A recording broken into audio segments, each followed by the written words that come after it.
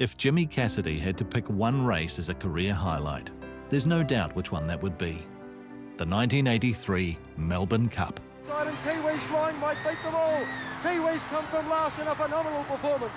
Taking Kiwi from last to first as a 20-year-old was the sort of impossible feat that Cassidy would make a habit. Look at Rough Habit! Rough Habit's flying on the rails! Rough Habit moved up, grabbed the lead and he's won the Stradbroke! They were just two of the classic races that prompted a respected Australian commentator in later years to declare Cassidy as the most gifted rider he had ever seen.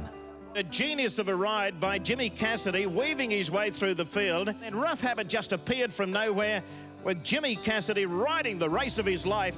Rough Habit has been able to get up and win the Stradbroke from Barossa Boy. Born in Lower Hutt in 1963, Cassidy's first sporting passion was rugby.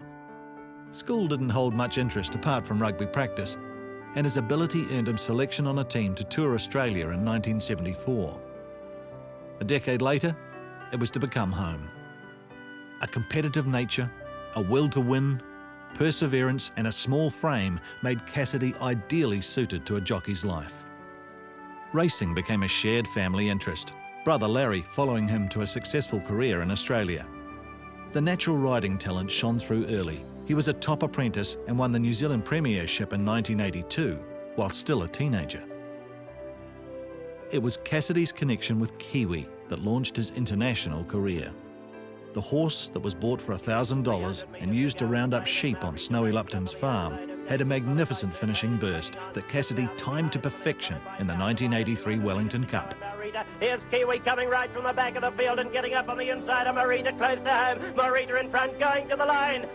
That earned a trip to Victoria and one of the greatest Melbourne Cup finishes ever seen. Mr. Jazz on the outside, Noble comment and Kiamare settled down to a ding-dong struggle. Noble comment about a neck in front, Mr. Jazz on the outside and Kiwis flying might beat them all. Kiwis come from last in a phenomenal performance. Won the Cup by a length and a quarter from Noble comment and Mr. Jazz in a photo. That success prompted Cassidy to relocate to Sydney the following year. He finished fourth in the Jockeys Premiership and quickly gathered a loyal following. Cassidy's vigorous riding style earned him the nickname as the Pumper. Cassidy won the Premiership in his second season in Sydney and regularly finished in the top 10 in the following years. In 85-86, he rode 28 group winners.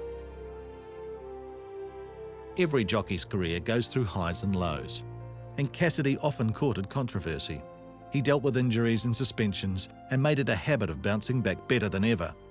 It spawned a favourite Cassidy phrase: ring-a-ding-ding, the Pumper's the king. A 21-month ban in the 90s was the toughest setback of his life, having to sell his home and working as a fencer to survive. In 1997, trainer Jack Denham gave him a chance for redemption on Might and Power. From a long way back, but Might and Power well clear. 150 metres left to go. He's 6 lengths ahead. Marble Halls along the inside. Istadan in the clear. Doremus down the outside, finishing on strongly. But Might and Power has bolted in with the Caulfield Cup. He wins by 8 lengths. Doremus second. Good go for It was almost a formality the combination would bring home the Melbourne Cup, the second for Cassidy. Might and Power the leader. Doremus trying hardest, coming at him. Might and Power and Doremus. Doremus getting to Might and Power. They hit the line. Photo. Oh, nothing between them. Doremus or Might and Power in a close go. Photo third. It took several tense minutes and a photo to separate them.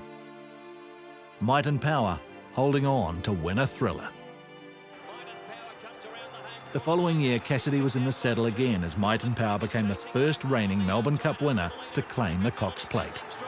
It's Might and Power the leader. Northern Drake a length and a half away coming home, but Might and Power, the big champ, the king, joins the greats of the turf, and Might and Power's won it from Northern Drake.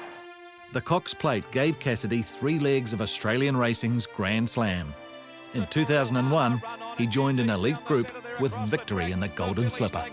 Ha-ha at the 150. Accelerator, Red Hannigan, Royal Courtship and True Jills try hard. Ha-ha in front. Red Hannigan's emerging late. Accelerator kicks on, but it's Ha-ha Slipper. Ha-ha's won the Golden Slipper. At the time of Cassidy's induction, just 7 jockeys could display awards for the Melbourne Cup, the Caulfield Cup, the Cox Plate and the Golden Slipper. Racing journalists were preparing to write the glowing retirement features as Cassidy approached his half-century. It must have been tempting to hang up the silks and spend more time with wife Vicky and his daughters. Cassidy rode on, striking another rich vein of golden form. He won the Australian Derby for a third time and a fifth Crown Oaks. Then another rear goal was within reach. 100 Group 1 wins. 100 to go. Zoostar, a neck, a half. The winner, Zoostar from Dissident. Zoostar's win in the Golden Rose in September of 2013 took Cassidy to 99 Group 1s. The excitement grew in the following weeks as more opportunities came to join George Moore and Roy Higgins in a very select club. Finally, it arrived on Derby Day at Flemington. Starting to hit top gear, and Villaverde's coming and not listening to me as well, but it's Zoostar with 100 metres to go, got the sidestep, and Jimmy's got his 100, and Zoostar won by 2 lengths. Cassidy was the third jockey to reach the ton in Australia and the first New Zealander. By the time of Cassidy's induction, he had 100 Group 1s in a career that has taken him from New Zealand to Australia, Hong Kong, Malaysia, Singapore, Japan and Mauritius. The total wins number more than 2,000, and the trophy cabinet glitters with reminders of racing's classic days. Australia formally recognised Cassidy's skill, success and longevity with his induction into their Racing Hall of Fame in 2012.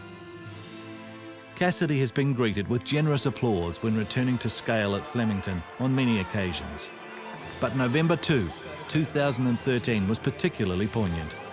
It was fitting that his century came on the same track where he burst upon the Australian racing scene with Kiwi 30 years before.